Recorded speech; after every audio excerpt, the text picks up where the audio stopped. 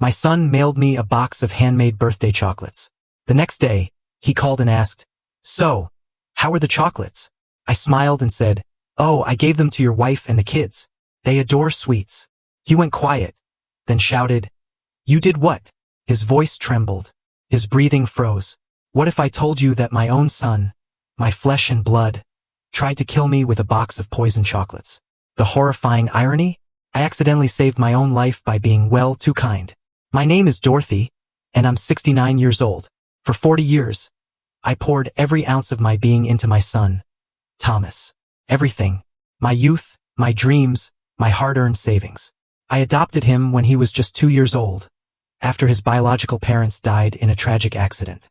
I gave him my last name, my unconditional love, my entire life. But that day, the day of my 69th birthday, everything changed forever. This beautiful box of artisanal chocolates arrived at my door. It looked like a perfect gift from a grateful son. Exquisite, expensive, in an elegant box with a card that read, "To the best mother in the world, with love, Thomas." My heart, which hadn't felt a flutter of true affection from him in so long, actually swelled. It had been months, years even, since I'd received any real warmth from him. Ever since he married Laura, everything changed. She arrived like a storm, filling his head with poison against me. "Your mother is too nosy," she'd whisper. "You're too old for her to be taking care of you." And Thomas, my Thomas, the boy I'd raised with such fierce love, began to drift away. Slowly, painfully. Visits became scarcer, calls colder, hugs more distant. But I kept hoping. I kept believing that my son would go back to being the person he was before. That morning, when those chocolates arrived, I thought, this is it. He remembers. He still loves me. I thought Laura hadn't managed to completely destroy the bond we'd built for so many years. The chocolates themselves looked divine. From an exclusive brand, the kind that cost a fortune. Each piece was a tiny work of art, decorated with golden flecks, perfect shapes. But me, oh, I've always been like this, always thinking of others before myself. These chocolates are too good for me alone, I thought. Laura and the kids will enjoy them much more. My grandchildren, you see, they've always been my weakness. Despite all the disdain their mother showed me, I adored those children. They were my flesh and blood, an extension of my Thomas, the only pure thing left in that increasingly toxic relationship. So, I took the box, carefully rewrapped it, and headed straight to Thomas's house, just a short drive from my home in upstate New York. When I knocked on the door, it was Laura who opened it. As always, that fake smile, the one that never quite reached her eyes, screaming contempt even as her lips tried to feign courtesy. "Hello, Dorothy," she said, that condescending tone already there. "What brings you by?" I handed her the box. "They're from Thomas for me," I explained. "But I wanted to share them with you and the children." For a split second, I saw something strange flash in her eyes. Not surprise, not really. More like fear or confusion. But she composed herself quickly, snatching the box. "What a nice gesture from Thomas," she murmured. "The kids will be thrilled." She didn't invite me in. She never did. Always an excuse. Like I was a traveling salesperson, not the grandmother of her children. This time, it was the children were sleeping. I went home with a slightly sad heart, but also a quiet sense of satisfaction. I had done a good thing. I had shared the joy of my son's gift with his family. That night, I went to bed thinking, maybe, just maybe, this gesture will help smooth things over between Laura and me. The next day, the phone rang early. It was Thomas. His voice sounded strange, tense. "Mom," he said, "how are the chocolates?" The question caught me off guard. It was so unlike him to be interested in whether I'd enjoyed a gift. Usually, he'd just give it and then forget about it. "Oh, Thomas," I replied, completely honestly. "I gave them to Laura and the kids. You know how much they love sweets." The silence that followed was terrifying. It was as if the world had stopped spinning. I could hear my own heart hammering against my ribs. And then he exploded. "You did what?" he yelled, a fury in his voice I had never, ever heard. "You gave them to Laura and the children? You're crazy." His voice was trembling, and it wasn't just anger. It was pure, raw panic. "Thomas, I don't understand," I said, trying to stay calm. "I thought you'd be happy I shared your gift with your family." But he kept shouting, increasingly desperate. He asked me over and over if I was sure I hadn't eaten a single chocolate. If I had given the whole box. If the children had already eaten them. His questions were so specific, so urgent, that a cold dread began to creep in. Why did he care so much that I hadn't tried them? Why did he seem relieved I hadn't eaten them, but absolutely frantic that I had given them to his own family? He hung up abruptly, after yelling that I was an idiot, that I had ruined everything. I was left with the phone in my hand, trembling. I didn't understand, not fully, but something deep inside me, a maternal instinct honed over decades of caring and protecting, screamed that something was terribly wrong. That afternoon, Laura called. Her voice was different, worried. "Dorothy," she said, her voice shaking. "The children felt sick after eating the chocolates. We had to take them to the hospital in Staten Island." My blood ran cold. "What happened to them?" I asked, my heart in my throat. "The doctors say it was food poisoning," she replied. "But it's strange. The chocolates smelled odd when we opened them.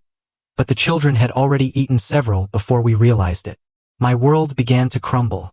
The chocolates my son had sent me. The chocolates I had given with so much love. They had made my grandchildren sick. But there was something else in Laura's voice. It was fear, yes, but also an understanding, as if she had finally grasped something that had been happening right under her nose without realizing it. That night I couldn't sleep. The pieces of the puzzle clicked together in my mind with terrifying clarity.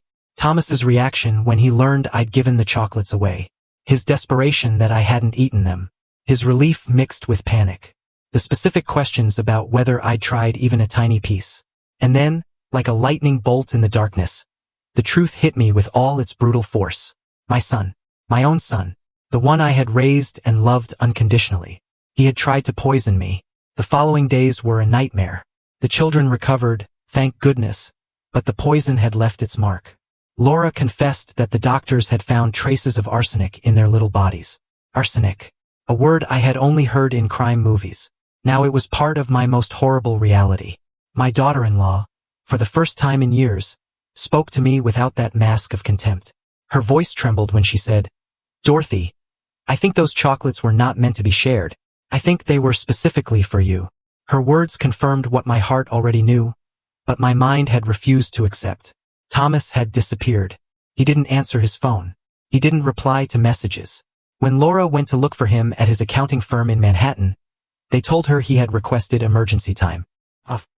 He had run away like the coward he was, leaving his wife and children to suffer the consequences of his devilish plan. But I knew my son. I knew where to find him. I knew that when he felt cornered, he always ran to the same place. The house of his Aunt Natalie, my younger sister. She had always had a weakness for Thomas, always justifying his mistakes, protecting him from the consequences of his actions. I drove to Natalie's house, my hands trembling on the steering wheel.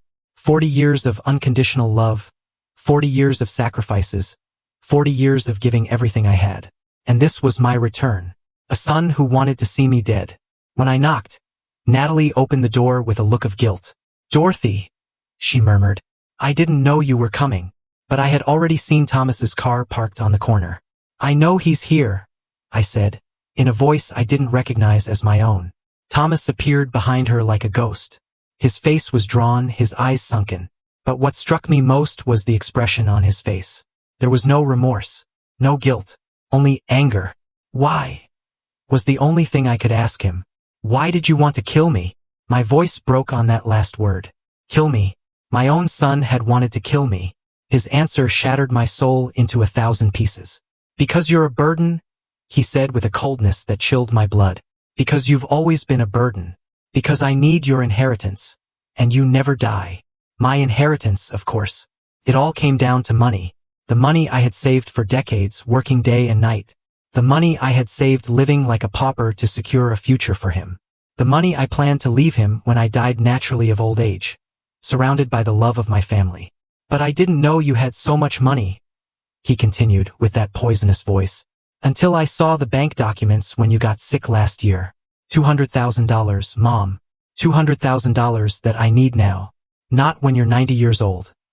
$200,000 that I had earned with blood, sweat, and tears. $200,000 that represented 40 years of work, deprivations, of sleepless nights working double shifts to give him the best education, the best clothes, the best opportunities. Besides," he added, as if it were the most natural thing in the world, "you're old. What else are you going to do with your life? Why do you need so much money at your age? His words were daggers to my heart. Every syllable a deeper betrayal than the last. Natalie tried to intervene. Thomas, don't talk like that, she murmured. But he silenced her with a look. Aunt, you know I'm right. She's already lived her life. I have a family to support, children to educate, a future ahead of me. A future built on my corpse, I replied, with a bitterness I didn't know I had inside. A future bought with my death. He looked at me with contempt, as if I were the crazy one, as if I were the villain in this twisted story. Don't be dramatic, he told me. It was going to be quick. The chocolates had enough arsenic to look like a natural heart attack. No one would have suspected anything. You would have died peacefully sleeping, and I would have inherited what was going to be mine anyway. His words laid bare the depth of his betrayal. It hadn't been an impulse, a moment of madness. It had been a calculated, meticulous, cold plan. He had researched the poison. He had bought the most expensive chocolates to disguise the taste. He had calculated the exact dose. My death had been planned with the same dedication that I had put into planning his birthdays for so many years. And what happened? I asked him. Why didn't your perfect plan work? His face twisted into a grimace of frustration. Because you're too stupid to eat chocolates your own son gives you? He spat at me. Because you always have to be the martyr. You always have to give everything. You always have to be the selfless saintly mother. The irony was suffocating. The very flaw he criticized in me, my tendency to give rather than receive, had been what saved my life. My instinct to share the gift with his children had destroyed his homicidal plan. But the worst part, he continued with rising anger, is that now Laura knows everything. The children were about to die because of you, because of your damn compulsion to share what doesn't belong to you. He blamed me after trying to murder me. He blamed me for the poisoning of his own children. Laura, who had appeared in the doorway, her face pale, her eyes full of tears, had heard everything. The final, crushing confirmation that her husband had not only tried to kill his mother, but had been willing to sacrifice his own children in the process. Thomas, she said with a broken voice, how could you put our children in danger? He turned to her with the same coldness he had shown me. Because nothing was going to happen, he replied. Because the poison was for her, not for you. But you knew I always share everything with the children, Laura yelled. You knew there was a chance they would eat those chocolates. Thomas shrugged, as if he were talking about the weather. It was a calculated risk, he muttered. A calculated risk.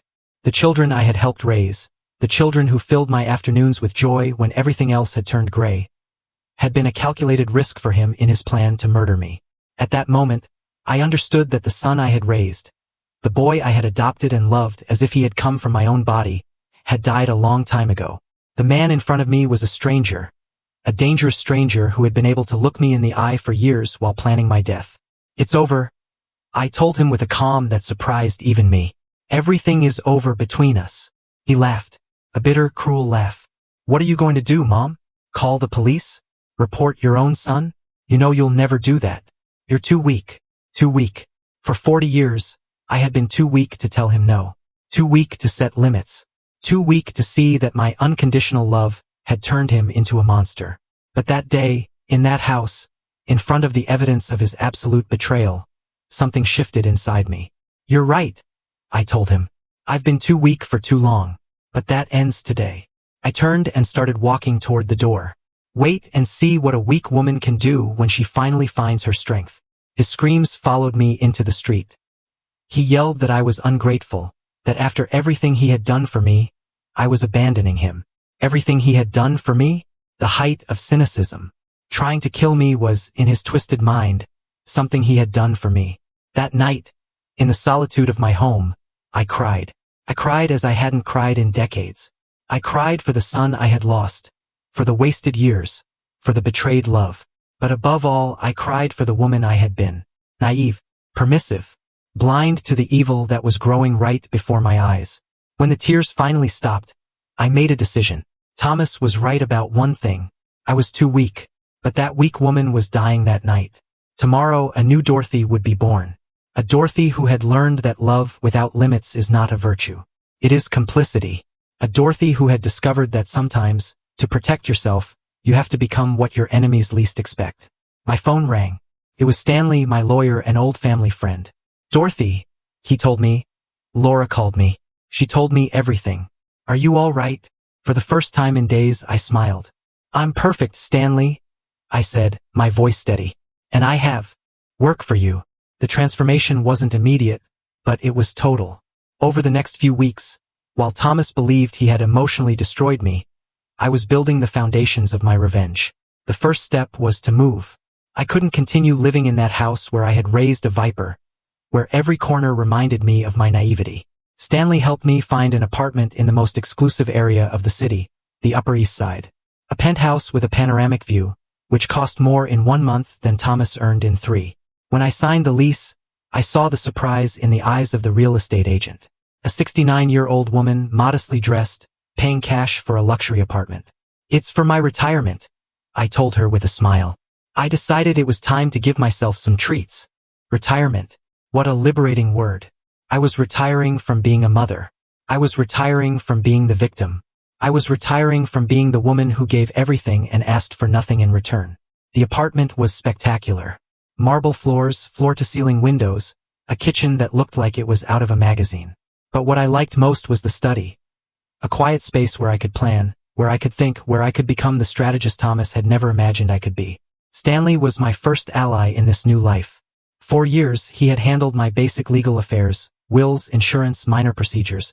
But now I needed something more. I needed a legal warrior who would help me systematically dismantle the life of the man who had tried to murder me.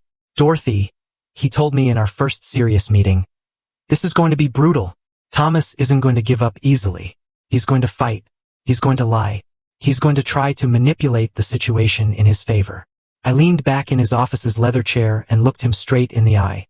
Stanley, I said. He underestimated me for 40 years. Now it's my turn to surprise him.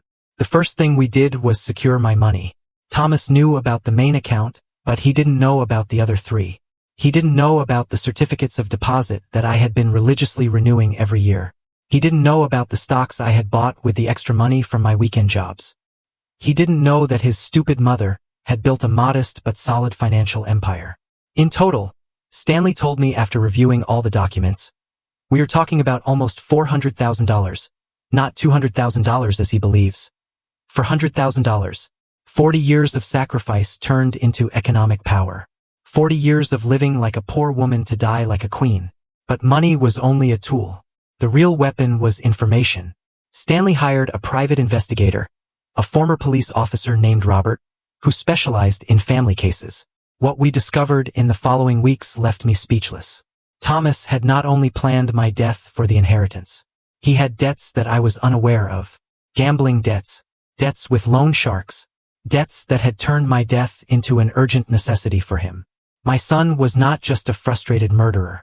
He was a bankrupt gambler who had bet his family's future at my expense. Here is the evidence, Robert said, handing me a folder full of photographs, documents, bank records. Your son owes more than $50,000 to very dangerous people. People who do not accept excuses. The photographs showed him in Atlantic City casinos, in clandestine betting houses in Queens, in nighttime meetings with threatening-looking men. He had mortgaged the house where he lived with Laura without telling her anything. He had pawned his wife's car. He had emptied the children's savings accounts to pay interest. My son was not only a murderer, he was a thief who had stolen his own family's future.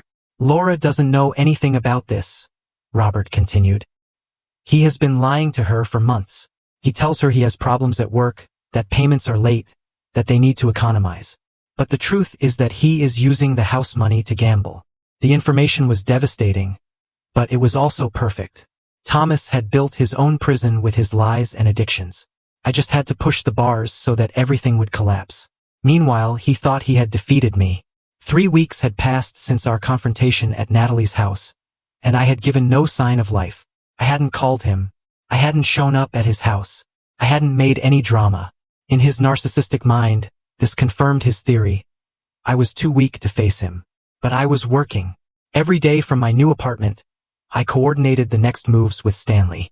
Every night, I reviewed Robert's reports, learning more about the monster my son had become. Every dawn, I planned the next step of my meticulous revenge. The first phase was psychological. I needed Thomas to feel like he was in control, that he had one. I needed him to become complacent, to lower his guard.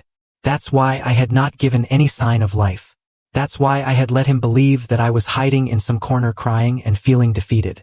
Stanley had explained the legal process to me. We have evidence of the attempted poisoning, he told me. The children's medical analysis, Laura's testimony, the recordings you made of his confessions. Yes, I had recorded our entire conversation at Natalie's house. A small device Robert had given me, hidden in my purse. But, Stanley continued, a criminal process is going to be long and complicated. There will be media coverage. There will be public scandal. Are you prepared for that? I was more than prepared. After 40 years in the shadows, I was ready to come out into the light and show the world who Thomas really was. Besides, he added with a smile, we have evidence of fraud, embezzlement, and financial manipulation. We can destroy him economically before the criminal process even begins. Economically. The word sounded delicious. Thomas had tried to kill me for money. Now he was going to lose all his money for trying to kill me. During those weeks of silence, I also worked on myself. I hired Yolanda, a personal stylist who completely transformed my image. Goodbye to old, conservative clothes. Goodbye to gray, unkempt hair. Goodbye to the hunched posture of the defeated woman. When Yolanda finished with me, I didn't recognize myself in the mirror. My hair was dyed an elegant brown, cut in a modern style that took 10 years off me. My clothes were sophisticated but not ostentatious. Quality suits, designer shoes, discreet but expensive accessories. Dorothy, Yolanda told me, admiring her work, you look like a woman of power.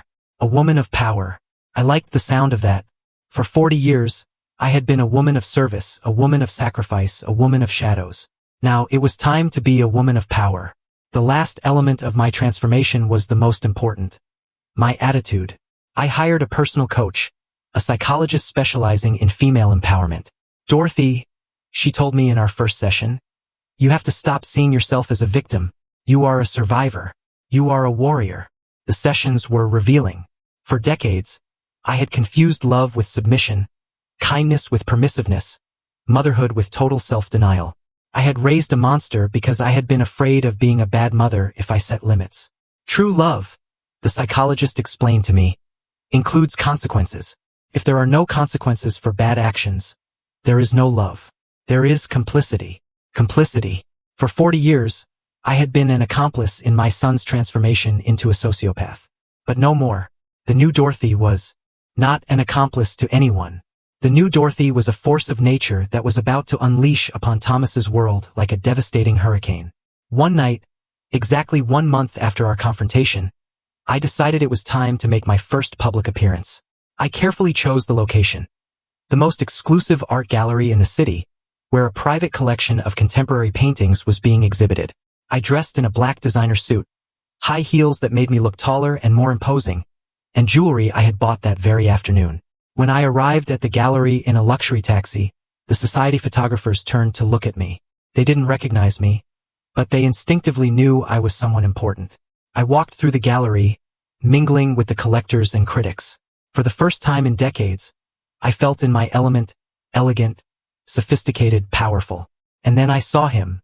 Thomas was in the opposite corner of the gallery, accompanied by Laura.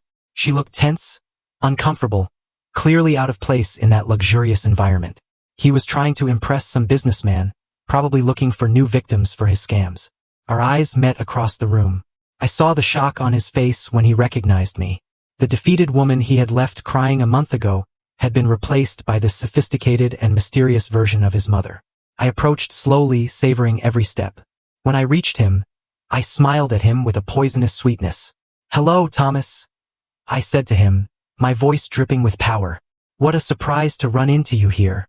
His face had turned pale. Laura looked at me with a mixture of admiration and confusion. The businessmen who were talking to Thomas turned toward me with curiosity. "Mom," he stammered. "What are you doing here?"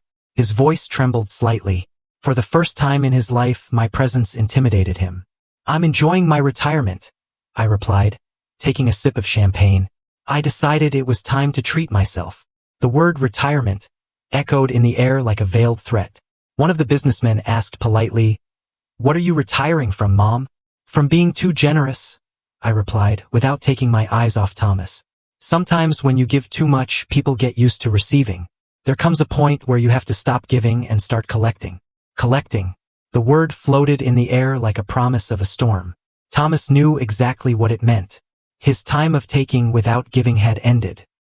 He knew the hunt had begun, and now he was the prey. The following days were of exquisite tension.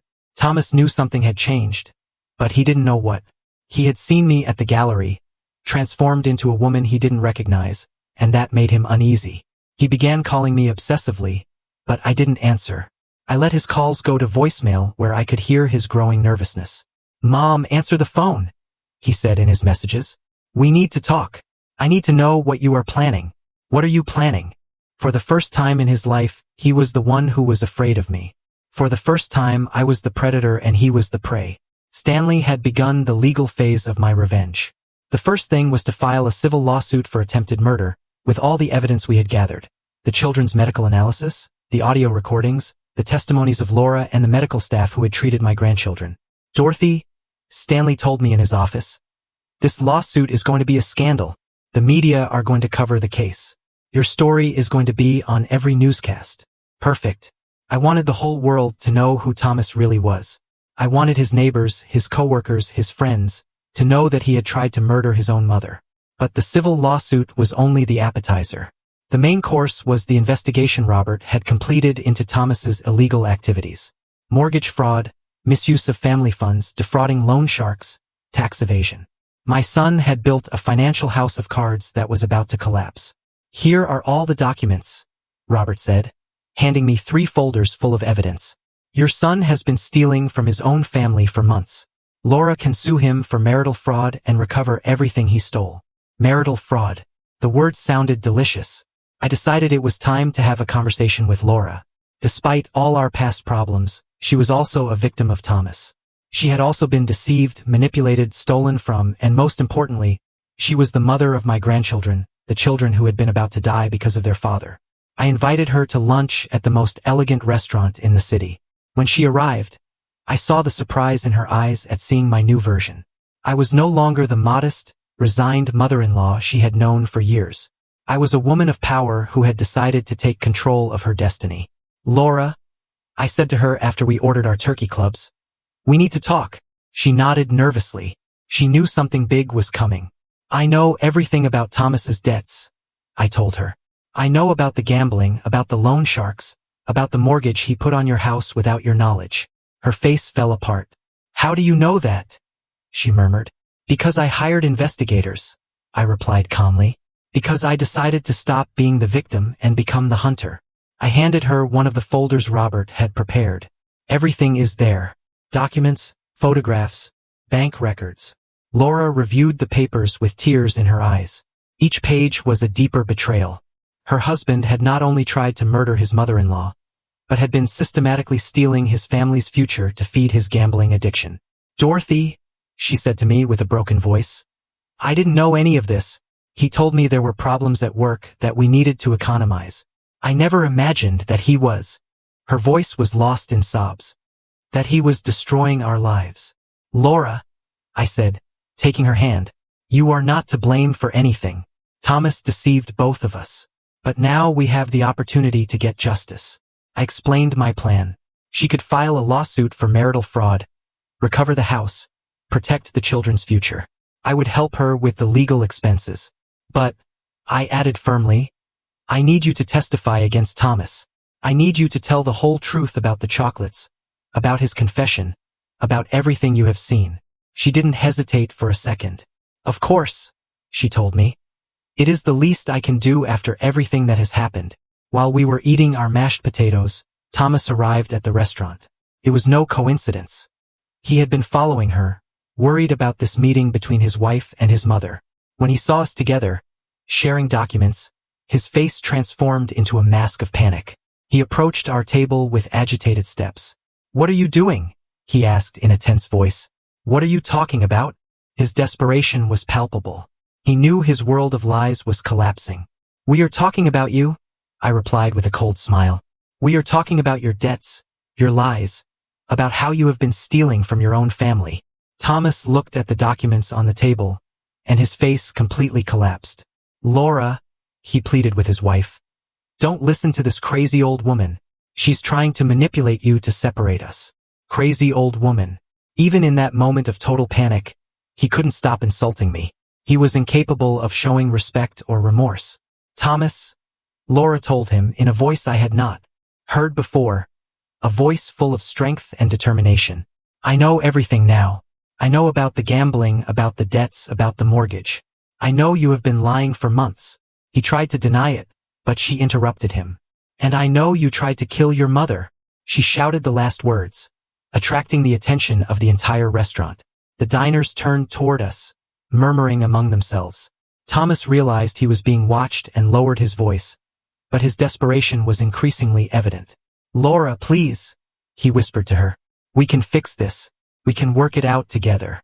You don't need to listen to this woman. She has always tried to separate us. Always manipulating, always blaming others, never taking responsibility for her actions." "No," Laura replied firmly. "No more. No more lies. No more manipulation. I am going to protect our children, and that means taking them away from you." She got up from the table, picked up her purse, and headed for the exit. "My lawyers will be in touch with you." Thomas stood there next to our table, trembling with rage and impotence. When Laura left, he turned to me with a fury that reminded me why I had decided to destroy him. "This is your fault," he hissed through clenched teeth. "You ruined my marriage. You destroyed my family." "I didn't destroy anything," I replied with supernatural calm. "I only brought the truth to light. Your marriage was ruined when you decided to become a liar and a thief. Your family was destroyed when you decided to try to murder your mother." I got up from the table and looked him directly in the eyes. "And this is just beginning." His threats followed me into the street. "You're going to regret this," he yelled as I walked toward my taxi. "You're going to pay for destroying my life." Destroying his life? He had tried to destroy mine, literally, and now he complained because I was defending myself. That night, Stanley called me with news. "Dorothy, the lawsuit is already in process. The media have started calling. They want interviews. They want your side of the story." It was exactly what I had expected. "Schedule the interviews," I told him. "It's time for the world to know the truth." The first interview was with the most watched news program in the city, Channel 5 News. I arrived at the studio impeccably dressed, with the confidence of a woman who had found her power. The journalist received me with curiosity and compassion. "Miss Dorothy," she said to me in front of the cameras, "tell us your story. How did you discover that your son had tried to poison you?" I told her everything. The chocolates, Thomas's reaction, the children's poisoning, his cold and calculated confession. I spoke calmly, without dramatizing, letting the facts speak for themselves. "How does a mother feel when she discovers that her son wants to kill her?" the journalist asked me. "She feels free," I replied. "She feels free from an illusion she had maintained for 40 years. She feels free to stop protecting someone who never protected her." The interview went viral. Within hours, my story was on all social media. The comments were overwhelmingly supportive. Hundreds of women wrote to me, telling me their own stories of ungrateful children, toxic families, unrequited love. But the most satisfying part was the comments about Thomas. His coworkers began to recognize him as the son who had tried to murder his mother. His neighbors began to look at him with contempt. His friends began to distance themselves from him. The scandal followed him everywhere. When he went to the supermarket, people pointed and whispered. When he arrived at work, his colleagues avoided him. When he left his house, he felt the judgmental looks of the entire neighborhood. But I knew this was only the beginning. Public humiliation was satisfying, but true justice was yet to come. The legal processes, the loss of his assets, the complete destruction of the life he had built on lies and betrayals. Thomas had underestimated the woman he had raised for 40 years. He had thought he could get rid of me like throwing away a piece of paper. Now he was discovering that he had awakened a monster much more powerful and ruthless than himself. The hunt had officially begun, and I was a predator who had waited 40 years to show her claws. The legal process advanced like an unstoppable avalanche. Stanley had filed all the lawsuits simultaneously. Attempted murder, family fraud, aggravated fraud, and a civil lawsuit for emotional damages amounting to $500,000. Thomas woke up one Monday and discovered that his life had exploded into 1,000 pieces. His bank account was immediately frozen. The few savings he had left after his compulsive gambling were blocked while the origin of the funds was investigated. His salary was garnished to ensure payment of the civil lawsuits. Overnight, he was left penniless. "Dorothy," Stanley reported to me with satisfaction, "your son is broke. He cannot afford a decent lawyer. He's going to have to settle for a public defender. A public defender against the best law firm in the city." The battle was unequal from the start. But the most delicious thing was seeing how his social world crumbled. The video of my television interview had generated such a scandal that the media began to investigate Thomas's life more deeply. Soon his gambling debts, his scams against coworkers, and his systematic lies came to light. His boss called him to an urgent meeting. "Thomas," he said, "the company cannot afford to have its name associated with this scandal. You are terminated, effective immediately. 20 years working at the same company, eliminated by a scandal he himself had created." The loan sharks, who had been pressuring him for his gambling debts, saw the news and decided to accelerate their collections. They knew that if they did not act fast, they would not recover a single dollar. They began showing up at his house, calling him at all hours, openly threatening him. One night, while I was enjoying a glass of wine in my luxury apartment, I received a call from Laura. She was crying. "Dorothy," she told me between sobs.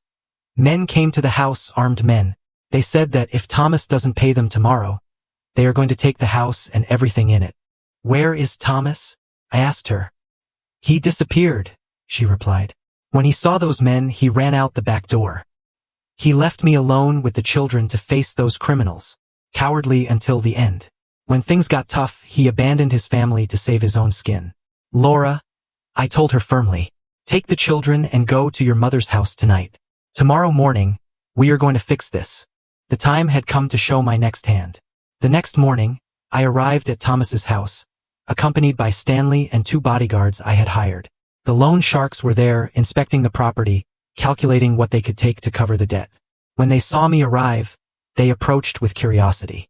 "Ma'am," the leader of the group, a burly man with scars on his hands, said to me, "Are you related to Thomas?" "I am his mother," I replied with the same calm I would use to talk about the weather. "And I have a proposal." I pulled a signed check from my purse. "This is the exact amount my son owes you," I told them. $530,000. "Take it and forget about him forever." The men looked at the check in surprise. They didn't expect an elegant woman to show up with $500,000. "Why would you do this for him?" the leader asked me. "I am not doing it for him," I replied. "I am doing it for my daughter-in-law and my grandchildren. They are not to blame for living with a gambler." The man took the check, examined it carefully, and finally nodded. "Deal. Your son is debt-free with us." When they left, Laura came out of the house with tears in her eyes. "Dorothy," she said, "I cannot accept that you pay Thomas's debts." "I am not paying them for him," I explained. "I am paying them for you all, and it is not for free." I handed her a document that Stanley had prepared. "It is a property transfer," I explained. "The house is now in your name. Thomas no longer has a legal right to it. And this," I handed her another paper, "is a loan agreement. You owe me $530,000, but you can pay it in small installments over the next 20 years. It was a perfect agreement. Laura was protected. The children had a safe home, and Thomas lost his last economic resource. When he finally showed up, he would discover that he no longer owned anything. That afternoon, Thomas finally deigned to call me. His voice sounded desperate, broken. "Mom," he pleaded, "I need your help. The loan sharks are going to kill me if I don't pay them. I need money. I need you to forgive me. I need—" "Thomas," I interrupted him coldly. "I already paid your debts." I could hear his sigh of relief on the other side of the line.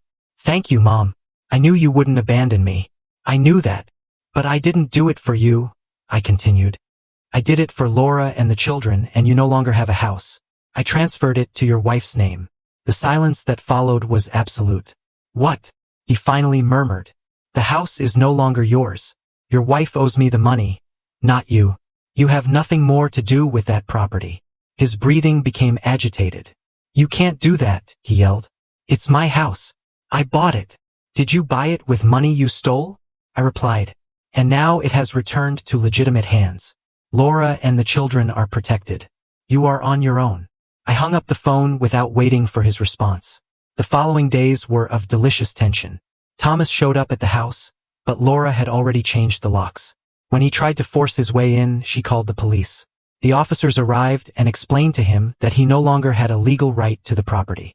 "But she's my wife," he yelled as they escorted him out of his own house. "I have a right to be here." "Sir," the officer told him, "your wife has requested a restraining order. You cannot approach within 200 yards of this property." Restraining order. Laura had followed my advice to the letter. Now Thomas had not only lost his house, but legally could not go near his family. He was a complete pariah, rejected by society, and abandoned by his own. Homeless, jobless, penniless. Thomas was forced to take refuge in cheap, run-down motels. But even that became unsustainable when the media began following him.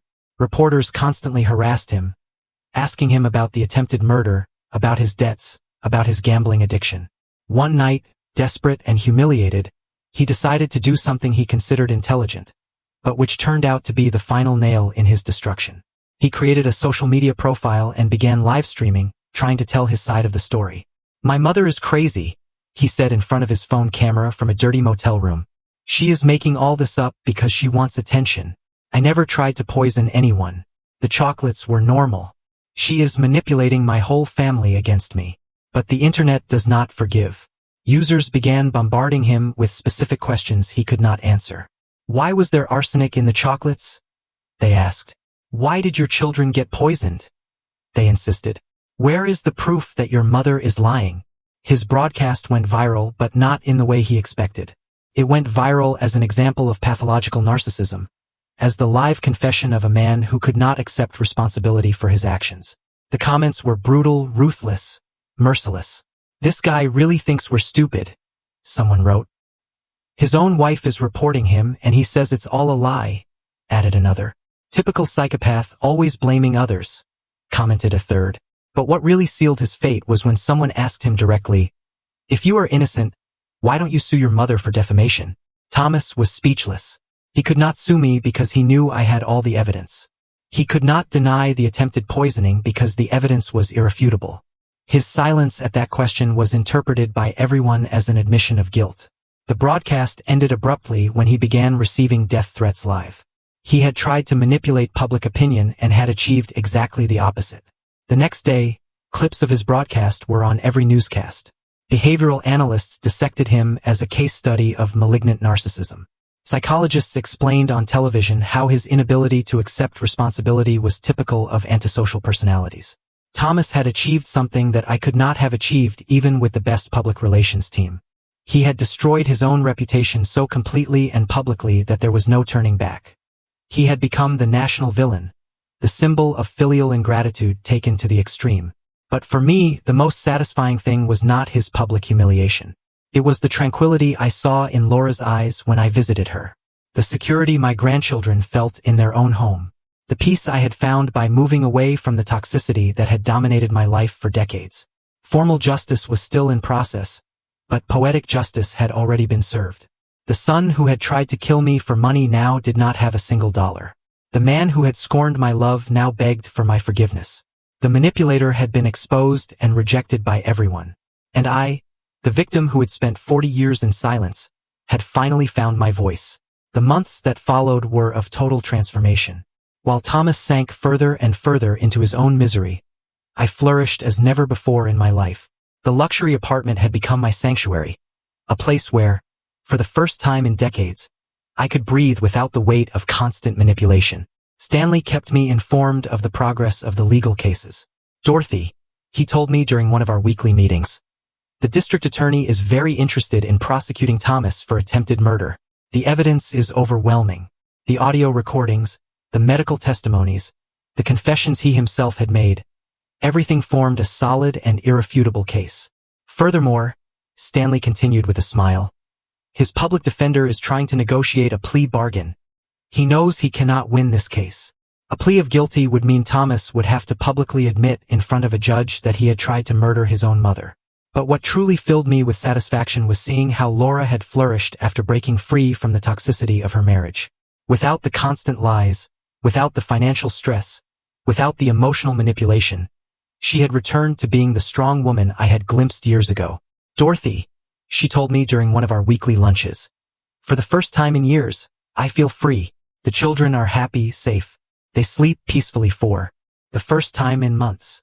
Seeing my grandchildren recover their innocence, seeing their sincere smiles, was worth more than any revenge I could plan." One afternoon, while enjoying a coffee on my apartment terrace, I received an unexpected call. It was Natalie, my sister. Her voice sounded embarrassed, guilty. "Dorothy," she told me, "I need to talk to you. I need to apologize." I decided to receive her at my house. When she arrived, the difference between us was abysmal.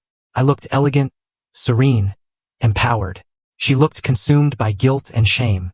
"Dorothy," she began with tears in her eyes, "I knew Thomas had problems, but I never imagined he was capable of trying to kill you." "Natalie," I replied with a calm that surprised me, "you always knew there was something wrong with him. You always justified him. You always protected him from the consequences of his actions." She nodded, unable to deny the truth. "I know I was an accomplice to his behavior. I know I failed you as a sister. What hurts me the most," she continued, "is that when he came to ask me for refuge after trying to poison you, I welcomed him into my house. I protected him knowing what he had done." Her tears were genuine. Her repentance seemed real, but the damage was already done. "Natalie," I told her, without cruelty, but with firmness, "for 40 years you chose to protect a monster instead of protecting your sister. I cannot simply forget that because you feel guilty now." She left my house crying, but I felt at peace. I had set clear limits. I had expressed my truth without aggression, but without concessions. The criminal trial began 6 months after the attempted poisoning. The media covered every detail, every testimony, every piece of evidence presented. I testified with a serenity that impressed even the most experienced reporters. "Miss Dorothy," the prosecutor asked me, "how did you feel when you discovered that your son had planned your death?" "I felt liberated," I replied, looking directly at Thomas in the dock. "Liberated from 40 years of manipulation, from 40 years of giving unconditional love to someone incapable of reciprocating it." Thomas looked haggard, aged, destroyed. His public defender had done what he could, but the evidence was irrefutable. The testimonies of Laura, of the doctors who treated the children, of the specialists who analyzed the chocolates, built a perfect case. When it came time for his testimony, Thomas attempted one last manipulation. "I loved my mother," he declared with false tears. "This is all a terrible misunderstanding. I never wanted to hurt anyone." But his own recordings betrayed him. When the prosecutor played the audio where he confessed his plan, his version completely crumbled. The jury deliberated for barely 2 hours. Guilty of attempted first-degree murder, guilty of endangering the lives of minors, guilty of aggravated fraud. The sentence was 12 years in prison with no possibility of parole before serving 8. When I heard the verdict, I did not feel triumph. I felt peace, justice, the legal confirmation of what I already knew, that I had been the victim of a calculated and premeditated attempted murder by my own son. Thomas looked at me from the dock as he was being handcuffed. His eyes no longer held the arrogance of before, only desperation and self-pity. "Mom!" he yelled as they took him away. "You're still my mother. You can't abandon me like this." But I remained motionless, serene, watching him move away toward his inevitable destiny. The civil cases were quickly resolved after the criminal conviction. The lawsuit for emotional damages resulted in a compensation of $300,000, which Thomas, of course, could not pay from prison. But the symbolism was important. The legal system had officially recognized the harm he had caused me. Laura obtained a divorce and full custody of the children. Thomas lost all his parental rights after being found guilty of endangering their lives. My grandchildren were finally legally protected from their father's toxic influence. One afternoon, while organizing my new legal documents, I found a letter I had written but never sent years ago. It was a letter of thanks to Thomas for being the best son in the world. I read it and could not help but laugh bitterly. How blind I had been. How naive. How completely disconnected from reality. I decided to write a new letter, but this time for myself. "Dear Dorothy," I wrote, "for 40 years you confused love with complicity. You confused kindness with permissiveness. You confused sacrifice with virtue. Today I celebrate that you have finally learned the difference. On the day I turned 70, I hosted a small celebration in my apartment. I invited Laura and the children, Stanley and his wife, Yolanda, my stylist, Robert the investigator, the people who had helped me rebuild my life, who had supported me in my transformation. When I blew out the candles on my cake, I made a silent wish that no woman would have to wait until her 70s to find her strength, to set limits, to defend herself from those who abused her love. That night, alone in my apartment, I reflected on the journey I had undertaken. From silent victim to empowered woman, from selfless mother to a person who valued herself, from a woman who gave everything without receiving anything to a woman who had learned that self-love is not selfishness. It is survival. Thomas had wanted to kill me to steal my money, but he had achieved something completely opposite. He had awakened a woman I didn't know existed within me. A woman strong, intelligent, capable of fighting for what belonged to her. Formal justice had been served, but the real victory was personal. I had recovered my dignity, my autonomy, my right to live without fear or manipulation. 2 years after the sentencing, my life had found a balance I never thought possible. The emotional wounds had healed, not with forgetting, but with wisdom. I had learned that healing does not mean forgetting, but integrating the pain into a new, stronger version of yourself. My daily routine was a testament to my newfound freedom. I woke up without the weight of the anxiety I had carried for decades. I had scrambled eggs and bacon for breakfast while reading the financial news, because I had decided to learn to manage my investments personally. Stanley had introduced me to Oscar, an ethical financial consultant who taught me that money could be a tool for empowerment, not just for survival. Dorothy, Oscar told me during one of our sessions, you have enough capital to live comfortably for the rest of your life and leave a considerable inheritance. Inheritance. The word that had motivated the attempted murder now had a completely different meaning for me. I had decided to create a trust for my grandchildren, administered by Laura until they turned 25. I also established a foundation to help older women victims of family abuse. My traumatic experience had turned into social purpose. The children visited my apartment every weekend. Seeing their little faces light up when they arrived was the most powerful medicine for any residual sadness. Grandma Dorothy, little and would say to me, "Why doesn't Dad live with us anymore?" These were difficult questions that Laura and I had learned to answer with age-appropriate honesty. Dad made choices that hurt a lot of people, Laura would explain. Sometimes when someone hurts others, they have to go to a special place to learn how to behave better. The children accepted these explanations with the natural resilience of childhood, but I knew they would eventually need more details. One afternoon, while playing with my grandchildren in Central Park near my apartment, I saw an older woman sitting alone on a bench. She looked sad, lost, with that expression that I knew too well. I approached and started a conversation. "I'm Yolanda," she told me. Not Yolanda the stylist, but another woman who coincidentally had the same name. "I live with my son and his wife, but I feel invisible. They treat me like a burden." Her story resonated deeply with me. It was like seeing my past reflected in another person. I told her my experience, without dramatic details, but with the honesty of someone who had traveled through the same darkness. "Yolanda," I told her, "you do not have to accept being treated as a burden. You have rights. You have value. You have options." That conversation became the germ of something bigger. I began organizing weekly meetings in my apartment for older women facing similar situations. We called it the Circle of Strength. Every Thursday afternoon, my living room filled with stories of survival, mutual support, of women rediscovering themselves. Stanley helped me formalize the foundation, which was finally called the Dorothy Foundation for the Dignity of the Older Woman. Our first project was a temporary shelter for elderly women victims of family abuse. The second was a free legal assistance program. The media began calling me to talk about the issue of elder abuse. My story had resonated so much that I became, without seeking it, a voice for other victims. Family abuse doesn't always leave visible bruises, I would say in interviews. Sometimes the abuse is emotional, financial, psychological. One morning, exactly 3 years after the attempted poisoning, I received a letter from prison. It was from Thomas. My first impulse was to throw it away unread, but curiosity won out. I opened it with trembling hands. "Dear Mom," it began in shaky handwriting. "I write this knowing that I will probably die in this prison. For 10 years, I have reflected on what I did, on the monster I became. I understand now that there is no possible forgiveness for trying to murder the woman who gave me everything." Continued, I do not seek your compassion or your absolution. I just want you to know that my last conscious thought was of genuine regret for having failed you so profoundly. I have followed your work with the foundation from here, he wrote. The other inmates show me newspaper articles about your achievements.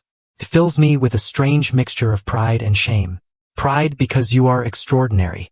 Shame because I almost destroyed someone so valuable. The letter ended with words that surprised me with their apparent sincerity. I die knowing that the world is a better place because you survived and prospered. I hope my death brings you the final peace you deserve.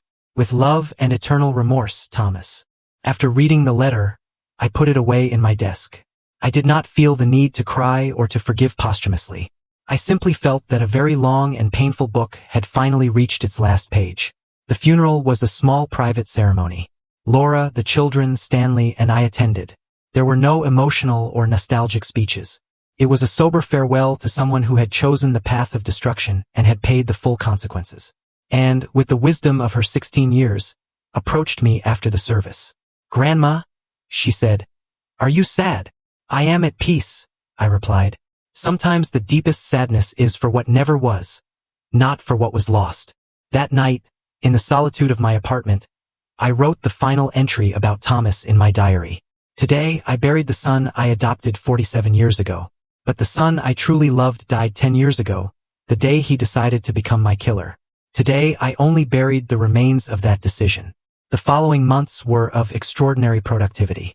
Without the looming shadow of Thomas, without the possibility of future legal hearings or confrontations, I dedicated myself completely to expanding the work of the foundation. We established a university scholarship program for older women who wanted to resume their studies after escaping abusive situations. We also created a research center on elder abuse, directed by Laura. Our studies began to influence national public policies for the protection of older people. My personal experience had become a catalyst for broad social change. On my 80th birthday, we organized a benefit gala for the foundation.